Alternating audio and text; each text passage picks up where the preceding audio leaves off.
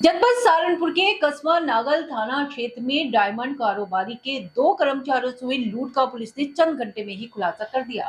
Planning के तहत diamond व्यापारी के नौकरों ने ही फर्जी लूट कराई थी। मीडिया को जानकारी देते हुए वरिष्ठ पुलिस अधीक्षक रोहित सिंह सजवान ने बताया कि थाना नागल के अंतर्गत कल रात्रि लगभग 11:30 बजे एक व्यक्ति सत्येंद्र शर्मा और उनके ड्राइवर उनके मालिक हैं जो सराफा का कार्य करते हैं मेरठ में उनके माध्यम से यह सूचना दी गई थी। उनके दोनों कर्मचारी अंबाला से अपनी गाड़ी में आ रहे थे। ये अंबाला, सहारनपुर और हरिद्वार अन्य जगहों पर जो डायमंड ज्वेलरी है उसे यह सब अन्य सराफाओं को बेचते हैं और पैसा भी इकट्ठा करते हैं। जब ये सारे सामान के साथ अंबाला से वापस आ रहे थे नागल थाने के नजदीक जो रेलवे फाटक पड़ता है उससे आगे जाकर 4 अज्ञात बदमाशों द्वारा उनकी गाड़ी को रोककर गाड़ी में तोड़फोड़ की गई। इनके बाद जो बैग था उसमें डायमंड की ज्वेलरी थी वो वहां से लूट कर ले गए। उन्होंने बताया कि इस पूरे प्रकरण में पुलिस द्वारा दोनों कर्मचारियों से पूछताछ की गई तो पूछताछ में दोनों ही के बयान में अंतर आया। इस बयान के आधार पर इन दोनों से और 27 से पूछा गया तो उन्होंने बताया कि इस मामले में जो सत्यम शर्मा है उसका साला है, उसके 2 अन्य साथी, इन पांचों ने मिलकर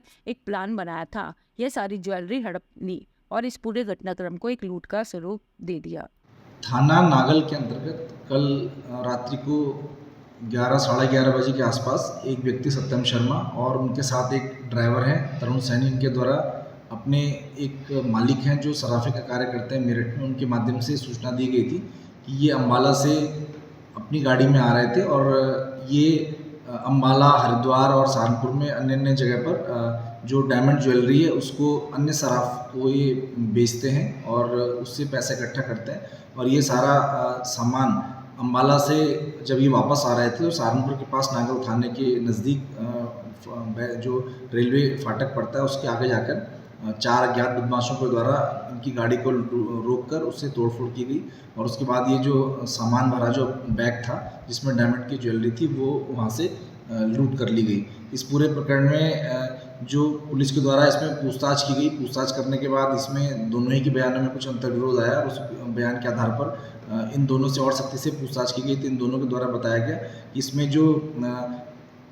सत्यम शर्मा है इसका जो साला है डब्बी उर्फ हिमांशु और इसके 2 अन्य साथी, इन सब ने पांचों ने मिलकर एक प्लान बनाया था कि ये जो सारी डायमंड ज्वेलरी इसको ये हड़प लेंगे और पूरी घटनाक्रम को एक लूट का स्वरूप देंगे और जिससे कि पुलिस जो है इसको लूट मानकर और फिर ये पूरे सामान को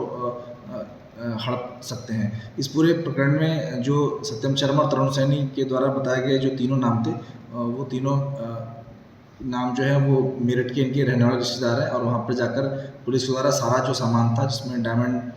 की जो ज्वेलरी थी जिसमें अंगूठियाँ और कुछ हार वगैरह थे ये सारा का सारा बरामद कर लिया गया है। और इस पूरे प्रकरण में क्योंकि वादी अभी राज्य से बाहर है तो वो आकर इसमें तहरीर देंगे और उसके आधार पर इसमें मुकदमा पंजीकृत करके ये पांचों ही लोगों को गिरफ्तार करके जेल भेजा जाएगा। इस पूरे प्रकरण में जो भी सामान वादी का गया था वो सारा का सारा रिकवर कर लिया गया और जो भी दोनों लोग थे सत्यम शर्मा और तरुण सैनी, इन दोनों के द्वारा ही पूरी प्लानिंग करके सारा सामान को हड़पने की नीयत से इस पूरी घटनाक्रम को लूट की घटना देकर इसकी पूरी घटना को इस तरह से बनाया गया कि लूट की घटना लगे और इसमें जो भी अन्य लोग शामिल थे सभी को गिरफ्तार कर लिया गया है और प्रकरण में विधिक कार्रवाई की जा रही है।